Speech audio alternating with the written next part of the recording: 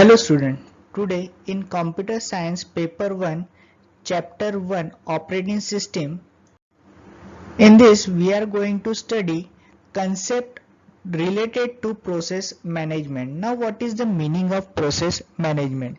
In multi-user system, many users and programmers sit at their respective terminals and execute the same or the different programs. Despite many users works on same system, each one feels as if the entire system is being used by him only. This is made possible by the operating system. The disk store program and the data from all the users. The operating system enables CPU to switch from one user to another. The operating system allocates the time CPU time to the user. This is done by the process management.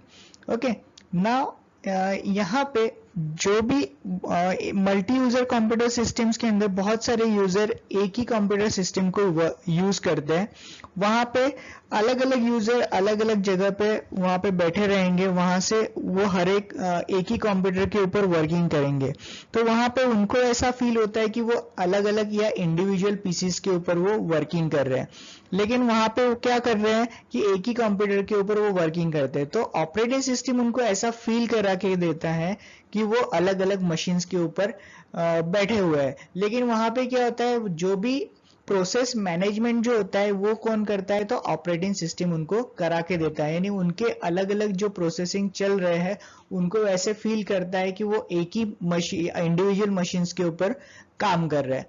Now first of all we are going to see what is process. Definition of process: a process is a program under execution which competes for the CPU time and other resources.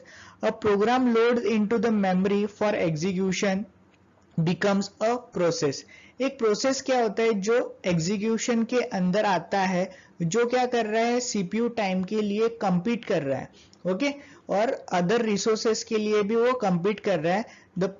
वो जो programme है वो main memory के अंदर जाता है और वो एग्जीक्यूट करता है। This is called as an process. Now we are going to see what is multi-programming. Multi-programming का meaning क्या होता है? A single user cannot keep either CPU or the input-output device busy at all time. Multi-programming is an attempt to increase the CPU utilization by always keeping something for the CPU to execute for the CPU to execute. Okay, एक single user के अंदर हम लोग CPU और input output को हर time उसको busy नहीं रख सकते। तो मल्टी प्रोग्रामिंग के अंदर क्या होता है कि हम लोग को सीपीयू यूटिलाइजेशन सबसे ज्यादा उसको इंक्रीज करना है, ओके, यानी वहां पे क्या होगा, सीपीयू के अंदर कुछ ना कुछ वहां पे एग्जीक्यूट करने के लिए कोई ना कोई प्रोग्राम वहां पे रहेगा। In multi programming we can run two process simultaneously if one process is waiting for an input output, the CPU execute the process second and vice versa. अभी यहाँ पे दो प्रोसेस अगर एट ए टाइम अगर काम कर रहे होंगे तो वो क्या करेगा, एक सीपीयू एक प्रोसेस क्या रहेगा, एक इनपुट आउटपुट के लिए रुका हुआ रहेगा, तो दूसरा प्रोसेस क्या करेगा, सीपीयू एग्जीक्यूट करेगा, या फिर सेकेंड प्रोसेस इनपुट आउटपुट के लिए जाएगा तो फर्स्ट प्रोसेस क्या करेगा, CPU के अंदर एग्जीक्यूशन करेगा, so that the CPU cannot remains idle as long as there is some process to execute. This would be some time lost in tuning attention from process 1 to process 2. It is called as an context switching. तो ये जो switching का काम जो चलते रहता है CPU के अंदर, तो उसको ही बोलते हैं context switching. Okay, the number of process running simultaneously and competing for CPU is known as the degree of multiprogramming. यानी कि number of process simultaneously run होते रहते हैं, कंपीटिंग करते हैं फॉर सीपीयू, तो इसी को बोलते हैं degree of programming. As this increases CPU utilization increases, but then each process may get a delay attention. अभी जैसे ही ये सीपीयू यूटिलाइजेशन तो बढ़ जाता है, लेकिन हर एक प्रोसेस के लिए जो भी फोकसिंग या जो टाइम लगने वाला है एग्जीक्यूशन के लिए वो क्या होगा, थोड़ा सा डिले होगा। यानी अगर 2-3 प्रोसेस एट अ टाइम चलेगा तो प्रोसेस 1 को कंप्लीट करने के लिए अगर 5 सेकंड लगते हैं तो उसको थोड़ा टाइम लगेगा, क्योंकि क्या रहेगा, एक प्रोसेस से दूसरे प्रोसेस, दूसरे प्रोसेस के बाद में तीसरे प्रोसेस के बाद में जाएगा, तो वापस से जब फर्स्ट प्रोसेस में जाएगा तो उसको क्या होगा, थोड़ा सा डिले होगा। ओके, यहाँ पे एक डायग्राम दी हुई है जहाँ पे first process, second process and third process वहां पे दिया हुआ चार्ट है, इसी को बोलते हैं कॉन्टेक्स्ट स्विचिंग।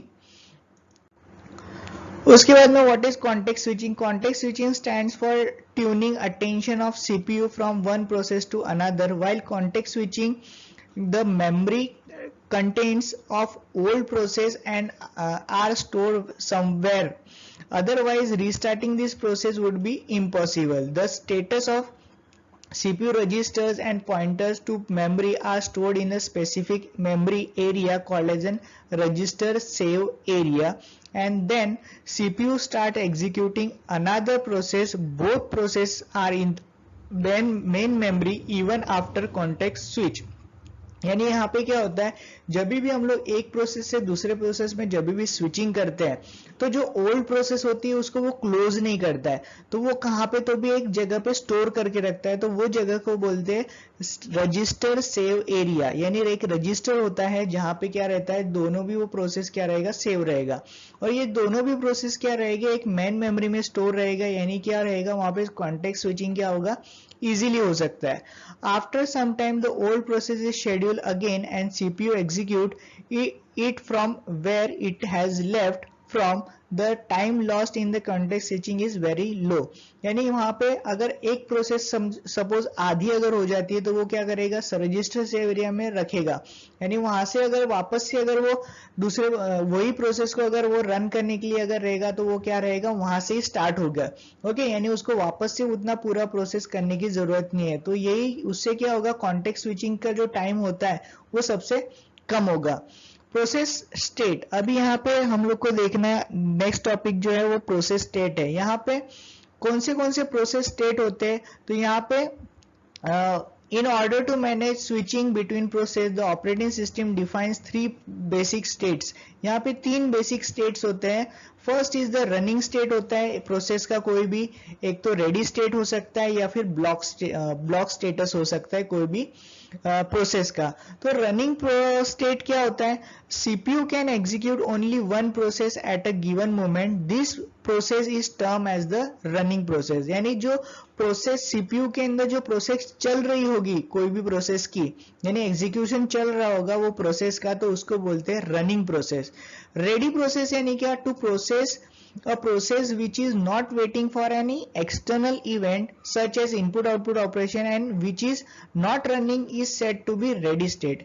यानी उसका ऐसी प्रोसेस जो इनपुट आउटपुट ऑपरेशन के लिए नहीं गई हुई है या फिर वहां से आई हुई होगी और वो सीपीयू के अंदर चल नहीं रही होगी, तो वैसे प्रोसेस को बोलते हैं रेडी स्टेट। यानी वो क्या है कि इनपुट आउटपुट ऑपरेशन कंप्लीट करके आ गई है और वो सीपीयू के अंदर जाने के लिए तैयार है या फिर एग्जीक्यूशन के लिए तैयार है, वैसे प्रोसेस को बोलते हैं ready process. Okay, sorry, ready state बोलते हैं। Now what is the block state? Block status क्या होता है, when process is waiting for an external event such as input output operation the process is said to be a block state। Okay, यानी कोई भी process अगर input output के operation perform करने के लिए अगर जाने वाली होगी और वहां से या फिर आने वाली होगी तो वैसे प्रोसेस को क्या बोलते हैं, ब्लॉक प्रोसेस बोलते हैं। यानी वो सीपीयू के लिए कुछ सीपीयू में से आ गई होगी, बाहर आ गई होगी एग्जीक्यूशन के बाद में, कोई एक्सटर्नल इवेंट्स के लिए जा रही होगी, तो वैसे प्रोसेस को बोलते हैं ब्लॉक प्रोसेस। अब block process can be schedule even if CPU is free. वैसी प्रोसेस जब भी वापस अगर इनपुट के लिए अगर आती होगी, इनपुट में से आ गई होगी, तो वो हम लोग शेड्यूल भी कर सकते हैं और बाद में उसको एग्जीक्यूशन जब भी सीपीयू फ्री रहेगा तब उसको प्रोसेस या प्रोसेसिंग भी करवा सकते हैं या फिर एग्जीक्यूशन करवा सकते हैं। नेक्स्ट है प्रोसेस शेड्यूलिंग। अभी प्रोसेस शेड्यूलिंग क्या होता है, while scheduling various process the operating system has to choose a set of objectives to achieve. Some of the objectives are listed below। बहुत सारे प्रोसेसिंग शेड्यूलिंग के लिए बहुत सारे ऑब्जेक्टिव्स होते हैं जो हम लोग को देखना पड़ता है कि किस तरीके से हम लोग को अगर प्रोसेस शेड्यूलिंग अगर होता है अच्छी तरीके से, अगर हम लोग शेड्यूलिंग करेंगे हर एक प्रोसेसिंग के लिए तो हमें अच्छी तरीके से आउटपुट मिलेगा। तो ये कौन से ऑब्जेक्टिव्स हमें देखने पड़ते हैं शेड्यूलिंग के लिए, प्रोसेस को अच्छी तरीके से शेड्यूल करने के लिए। तो सबसे पहले है फेयरनेस, यानी फेयरनेस मीन्स व्हाट, सभी प्रोसेस को अच्छी तरीके से प्रॉपर टाइम मिलना चाहिए सीपीयू को। ओके, सीपीयू का टाइम मिलना चाहिए एग्जीक्यूशन के लिए, यानी अगर दो प्रोसेस है ऐसा नहीं होना चाहिए कि प्रोसेस 1 को ज्यादा टाइम मिला और प्रोसेस 2 को कम टाइम मिला सीपीयू एग्जीक्यूशन का, तो ऐसा नहीं होना चाहिए, इसलिए बोलते हैं उसको fair to all. Fairness refers to begin fair to every user in terms of CPU time, यानी हर एक को एक प्रॉपर टाइम मिलना चाहिए एग्जीक्यूशन का हर एक यूजर को। Now next is the good throughput, यानी अच्छी तरीके से प्रोडक्टिव आउटपुट मिलना चाहिए वो सीपीयू का। Okay, throughput refers to the total productivity work done by all the user through put together, यानी एक साथ उन्होंने अगर काम किया होगा तो प्रॉपर उनका आउटपुट मिलना चाहिए। Next is the good CPU utilisation, यानी कि हर एक यूजर को अच्छी तरीके से सीपीयू का यूटिलाइजेशन करते आना चाहिए। CPU utilisation is a fraction of time that the CPU is busy. If time slice is very small, the context switching will be more frequently, hence CPU will busy with operating system than that of the user process। यानी क्या कि यहाँ पे एक time slice अगर दे दिया, यानी हर एक यूजर को एक एक टाइम अगर शेड्यूल करके दे दिया, सपोज 5-5 सेकेंड अगर मैंने हर एक को अगर असाइन कर दिए, तो वहां पे क्या होगा, कॉन्टेक्स्ट स्विचिंग ज्यादा से ज्यादा होगा, यानी कि 5 मिनट एक प्रोसेस को दूसरे प्रोसेस को 5 सेकेंड, तो यानी वहां पे क्या होगा, कॉन्टेक्स्ट स्विचिंग अच्छी तरीके से और मोर फ्रिक्वेंटली होगा। लेकिन यहाँ पे क्या होगा, यहाँ पे क्या होगा, सीपीयू हमेशा बिजी रहेगा in operating system and the process throughput will be low. अभी यहाँ पे क्या प्रॉब्लम हो सकता है कि वहां पे थ्रूपुट कम मिलेगा, लेकिन सीपीयू यूटिलाइजेशन क्या होगा, सबसे ज्यादा होने वाला है, यानी सीपीयू सबसे ज्यादा यूटिलाइज होगा, लेकिन वहां पे क्या होगा, जो आने वाला प्रोडक्टिव आंसर है वो थोड़ा सा डिले हो सकता है या फिर थोड़ा सा प्रॉपर नहीं आ सकता है। Next is the low turn around time, यहाँ पे लो टर्न अराउंड टाइम यानी क्या, time turn around time is lapse time between the time a program और a job is submitted and the time when it is completed, यानी यहाँ पे submission का जो टाइमिंग रहेगा वो कम से कम आना चाहिए, और टर्न अराउंड टाइम यानी क्या, वो इलेप्स टाइम के अंदर वो पूरा प्रॉपरली आना चाहिए। Next is the low waiting time, यानी कम से कम उसका वेटिंग टाइम होना चाहिए। Waiting time is the time a job spent waiting in a queue of a newly admitted process for the operating system to allocate resources to it before commencing its execution, and waiting is necessary due to competition from other job and the processes. यहाँ पे 2-3 process अगर at a time अगर काम कर रहे होंगे तो वहां पे क्या होगा कि कम से कम वहां पे वेटिंग टाइम होना चाहिए, यानी जल्दी से ज्यादा प्रोसेस एग्जीक्यूट होने चाहिए। This is called as an waiting time. Good response time, यानी अच्छी से वहां पे रिस्पॉन्स मिलना चाहिए। Response time is the time to respond with the answer or result to a question or an event, यानी प्रॉपर आंसर वहां पे रिस्पॉन्स मिलना चाहिए सीपीयू का। It depends on degree of multiprogramming, efficiency of hardware and the policy of operating system to allocate resources. The response time is extremely important on online और real time system. जहां पे online system का काम होता है तो वहां पे क्या होता है कि अच्छी से अच्छा वहां पे रिजल्ट मिलना चाहिए और जल्दी से जल्दी वहां पे आंसर को मिलना चाहिए। यहाँ पे कोई बहुत सारे जो ऑब्जेक्टिव्स है वो एक दूसरे के साथ में क्या होता है, कॉन्फ्लिक्ट होते हैं। अगर वहां पे थ्रूपुट मिला तो फेयरनेस नहीं होगा, फेयरनेस रहेगा तो थ्रूपुट नहीं मिलेगा, वहां पे यूटिलाइजेशन नहीं होगा, या फिर टर्न अराउंड टाइम ज्यादा हो सकता है। तो ये सभी के सभी प्रोस्पेक्टिव एक साथ नहीं हो सकते हैं। Next concept is for the priority. Now what is the meaning of priority? सबसे ज्यादा प्रायोरिटी किसको रहेगी, कौन से प्रोसेस को मिलेगी, तो उसको बोलते हैं प्रायोरिटीज. प्रायोरिटीज यानी क्या, हम लोग बोलेंगे कि किसको ज्यादा रेफरेंस दिया हुआ है, that is called as priority. A concept of priority is important since many process are competing and to each other for resource like CPU time and the memory. The priority can be global and the local priority. यहाँ पे priority के हिसाब से जो भी processes होते हैं वो compete करते हैं CPU टाइम के लिए या फिर मेमोरी में जाने के लिए. वहाँ पे हमेशा कुछ ना कुछ compete करते रहते हैं. तो यहाँ पे दो टाइप के प्रायोरिटीज होती है. एक होती है ग्लोबल, जिसको हम लोग एक्सटर्नल भी बोलते हैं, या फिर लोकल बोलेंगे, या फिर उसको इंटरनल भी बोल सकते हैं. Now what is the meaning of external priority? सबसे पहले एक्सटर्नल या फिर ग्लोबल प्रायोरिटी देखेंगे. The priority is specified by the user externally at the time of initializing a process. Even during execution it can be changed. If user does not specify priority, then default priority is assigned. For urgent job, highest priority can be assigned. अभी यहाँ पे external priority का कब होती है? जब भी कोई भी हम लोग प्रोसेस इनिशियलाइज करते हैं या फिर हम लोग उसको रन करने वाले होते हैं, तभी हम लोग उसको प्रायोरिटी असाइन कर सकते हैं. ये जब भी हम लोग उसको चेंज अगर करना रहेगा तो एग्जीक्यूशन के टाइम पे हम लोग उसकी प्रायोरिटीज चेंज भी कर सकते हैं. अगर कोई यूजर ने कोई भी प्रोसेस की प्रायोरिटी अगर सेट नहीं की होगी तो बाय डिफॉल्ट प्रायोरिटी उसको क्या होगी, असाइन हो जाएगी.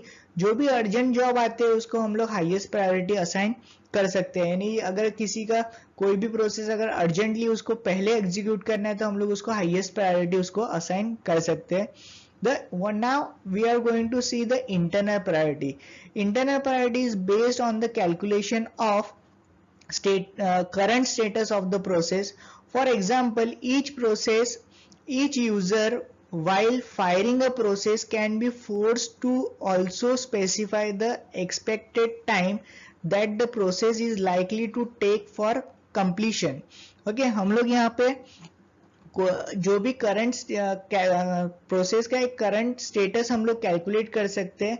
अगर कोई यूजर ने एक प्रोसेस को फायर किया हुआ है, can be force to also specified the expected time, यानी उसका क्या टाइम हो सकता है उस प्रोसेस को खत्म होने का, कंप्लीशन का टाइम हम लोग असाइन कर सकते हैं.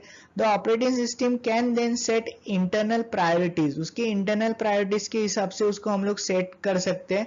Which is highest for the shortest job. जो भी कम टाइम वाला जो भी प्रोसेस रहेगा उसको हम लोग हाईएस्ट प्रायोरिटी देंगे. यानी वो क्या करेगा, जो छोटा जॉब रहेगा उसको सबसे पहले कंप्लीट कर सकता है, उसके बाद में वो हाईएस्ट जो बड़े जॉब्स होंगे उसको हम लोग बाद में भी कंप्लीट कर सकते हैं. लेकिन यहाँ पे दो एडवांटेजेस क्या है कि once shortage job are finish faster, and second as any time at given time the number of process completing CPU will decrease. Computing CPU will decrease. यानी यहाँ पे दो एक एडवांटेजेस है कि शॉर्टेज जॉब क्या रहेंगे, सबसे पहले खत्म हो जाएंगे, और दूसरा क्या है कि वो जितने भी गिवन टाइम के अंदर वो क्या होगा, ज्यादा से ज्यादा CPU यूटिलाइजेशन होगा और CPU कंप्यूटिंग के लिए कम से कम यूज होगा. But if small jobs are coming on, large job may suffer for indefinite postpone.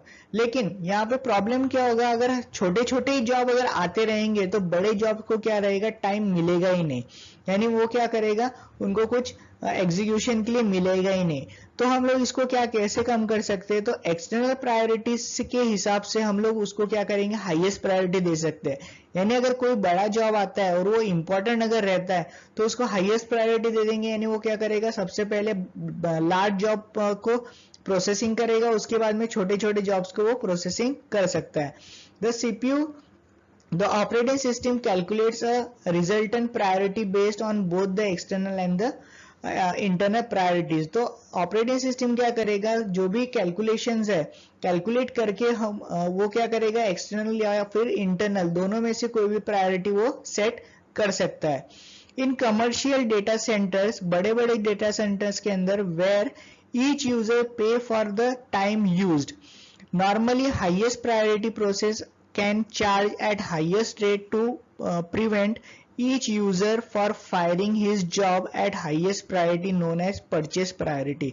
जहां जहां पे बड़े बड़े कमर्शियल डेटा सेंटर्स होते हैं तो वहां पे कोई किसी को भी अगर ज़्यादा प्रायोरिटी अगर चाहिए होगी उनके जॉब को प्रोसेस करने के लिए या फिर फास्टिंग करने के लिए, तो वहां पे क्या करते हैं वो लोग हाईएस्ट प्रायोरिटी के लिए वो लोग क्या करते हैं परचेस करते हैं या फिर चार्जेस देते हैं कि उनका जॉब पहले होना चाहिए फिनिश, तो उसी को बोलते हैं purchase priority.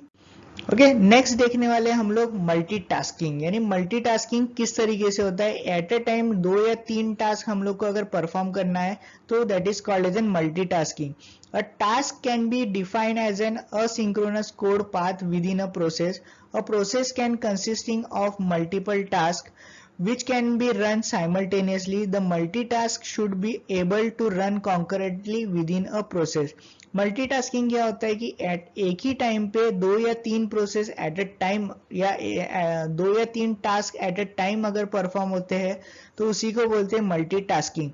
Multitasking allow user flexible and improve the CPU utilisation. यहाँ पे क्या होता है कि प्रोग्रामर को फ्लेक्सिबिलिटी मिलती है और सीपीयू का यूटिलाइजेशन ज्यादा से ज्यादा होता है। यहाँ पे एक एग्जांपल दिया है, consider CPU process consisting of 2 task. एक ही प्रोसेस है जहां पे 2 टास्क उसको परफॉर्म करना है, यानी एक ही प्रोसेसर के अंदर बहुत सारे मल्टीपल टास्क वो क्या करता है परफॉर्म करता है।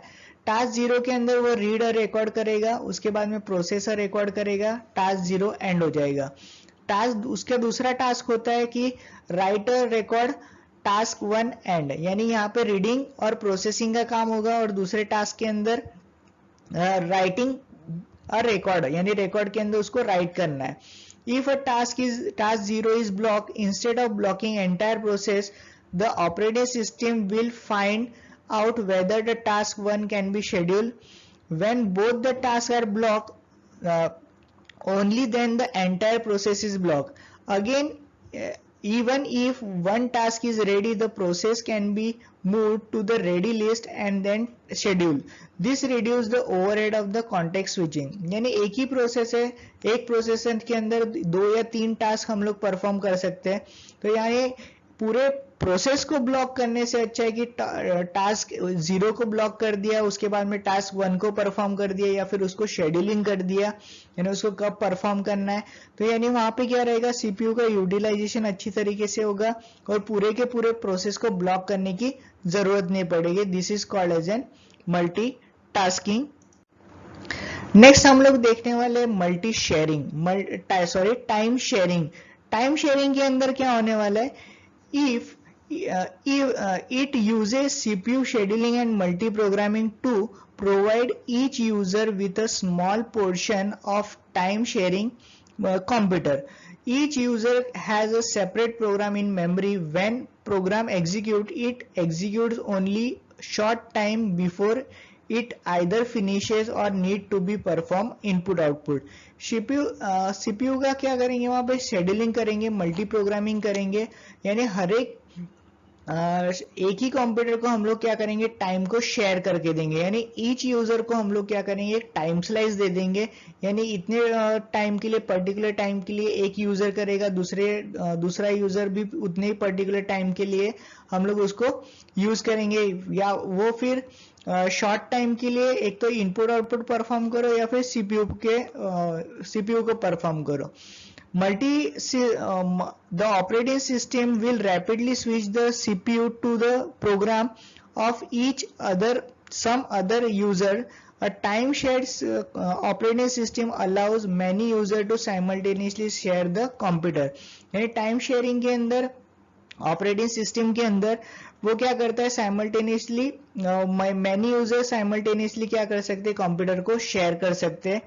Each action or command in time shares the system and to the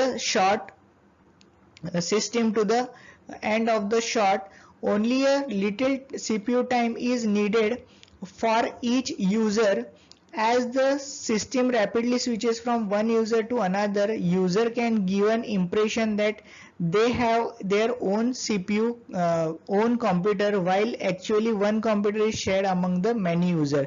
यहाँ पे टाइम शेयरिंग अगर दे दिया होगा, लेकिन वहां पे क्या होगा, कॉन्टेक्स्ट स्विचिंग इतना साइमल्टेनियसली चलते रहता है, तो वहां पे क्या होगा कि ऐसा यूजर को ऐसा लगता है कि उनका वो खुद का कंप्यूटर है, लेकिन एक ही कंप्यूटर क्या होता है, मैनी यूजर्स के अंदर वो क्या होता है, डिस्ट्रीब्यूट होता है। लेकिन वहां पे क्या होगा, हर एक यूजर को क्या रहेगा, टाइम को स्विचिंग करता है या फिर टाइम शेयर करता है वहां पे।